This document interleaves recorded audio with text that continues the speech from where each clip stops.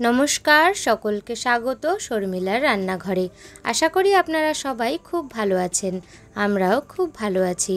আজকে নিয়ে চলে এসেছি আলুর কুলচার রেসিপি, কিন্তু তার মধ্যেও একটু টুইস্ট আছে।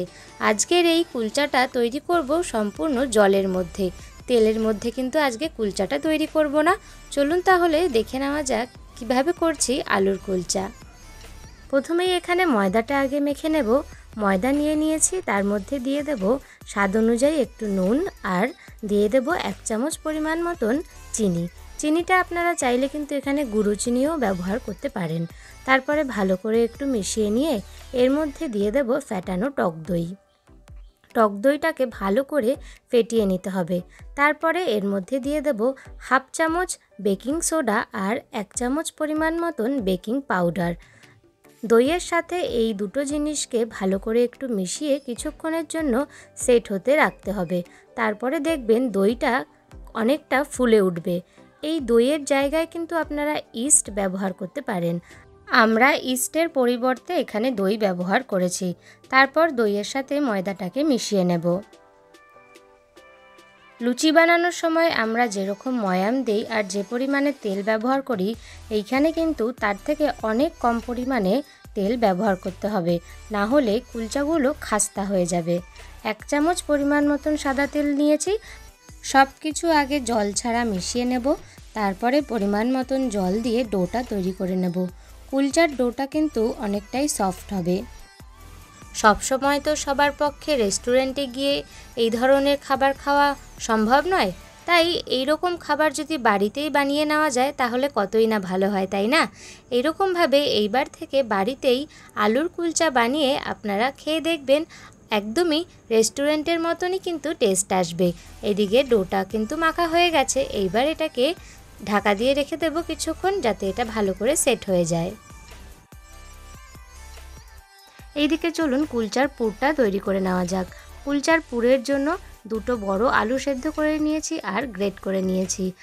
এরপর একে একে এর মধ্যে দিয়ে দেব পেঁয়াজ কুচি, ধনেপাতা কুচি, কাঁচা লঙ্কা কুচি আর দিয়ে দেব আদা কুচি। তারপর একে একে গুঁড়ো মশলাগুলো দিয়ে দেব। প্রথমেই দিয়ে দিলাম স্বাদ অনুযায়ী নুন, তারপর দিয়ে দিলাম 1 চামচ আমচুর পাউডার, আর তারপর দিয়ে দিচ্ছি 1 চামচ ধনিয়া পাউডার। এরপর সামান্য একটু লাল লঙ্কার গুঁড়ো, সামান্য একটু গরম মশলা গুঁড়ো, আর দিয়ে দিলাম 1 চামচ জিরের গুঁড়ো। এইবার দিয়ে দিলাম স্বাদ অনুযায়ী চিনি। সবটা এবার ভালো করে মেখে নেব। এই আলুর পুরটা কিন্তু ফুচকার সাথেও দারুণভাবেই খাওয়া যাবে। এই ফুচকার রেসিপিও কিন্তু আমাদের চ্যানেলে দেওয়া আছে, আপনারা চাইলে গিয়ে দেখে আসতে পারেন। আমি লিঙ্কটা ডেসক্রিপশান বক্সে দিয়ে দেবো। আর এদিকে ডোটাও খুব ভালো মতনই সেট হয়ে গেছে, আর কতটা সফট হয়েছে দেখুন। এইবার এই ডোটিকে এই পাত্র থেকে তুলে নেব, আর তারপরে বেলন চাকির মধ্যে সামান্য একটু ময়দা দিয়ে এই ডোটা ভালো করে আরেকটু মেখে নেব। এইবার এই ডো থেকে লেচি কেটে নেব। কুলচার লেচিগুলো কিন্তু একটু বড় বড় করেই নিতে হবে, তার কারণ এর মধ্যে আলুর পুরটা ভরতে হবে, তো সেই জন্য। লেচিটাকে প্রথমে এরকম গোল করে নিয়ে তারপরে হাতের সাহায্যে এটাকে ছড়িয়ে একটা বাটির মতন আকার দিতে হবে। ওই বাটির মতন আকারের মধ্যেই কিন্তু আলুর পুরটা ভরা হবে, সেই জন্যই। এখানে বাটির মতন আকার দেওয়া হয়ে গেছে। এইবার এর মধ্যে আলুর পুর ভরে ভালো করে মুখটা বন্ধ করে দেব। আপনারা যদি এই পদ্ধতিটি ভালো করে একটু লক্ষ্য করেন, তাহলে আপনারাও খুব সহজেই আলুর কুলচা বাড়িতেই তৈরি করে নিতে পারবেন।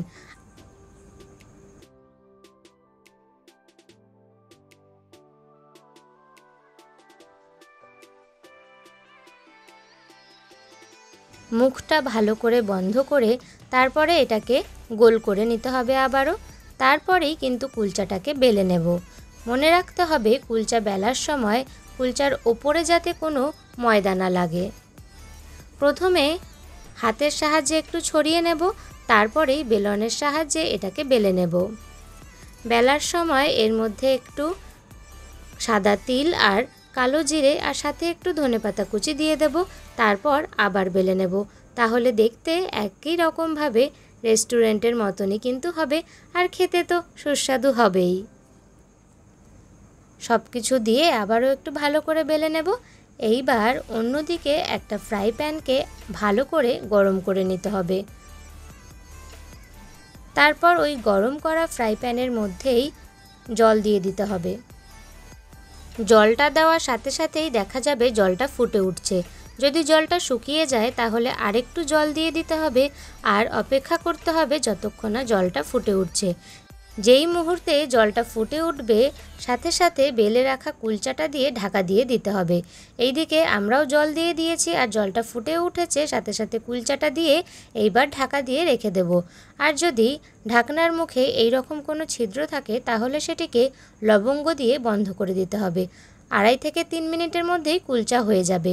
যতক্ষণ না পর্যন্ত প্যানে থাকা জল শুকিয়ে আসছে ততক্ষণ পর্যন্ত কিন্তু ঢাকনা খোলা যাবে না। এইখানে সবটা জল শুকিয়ে গেছে, তাই ঢাকনাটা খুলে কুলচাটা উল্টে দিলাম। এরপর এর মধ্যে একটু ঘি লাগিয়ে দিচ্ছি।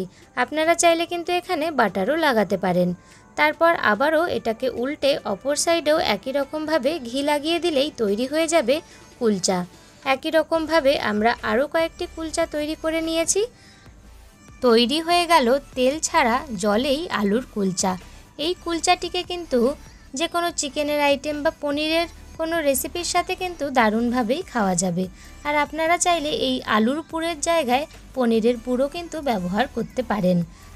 আমাদের আজকের রান্না আলুর কুলচা আপনাদের কেমন লাগলো অবশ্যই কমেন্ট করে জানাবেন। যদি ভালো লাগে একটা লাইক করে দেবেন।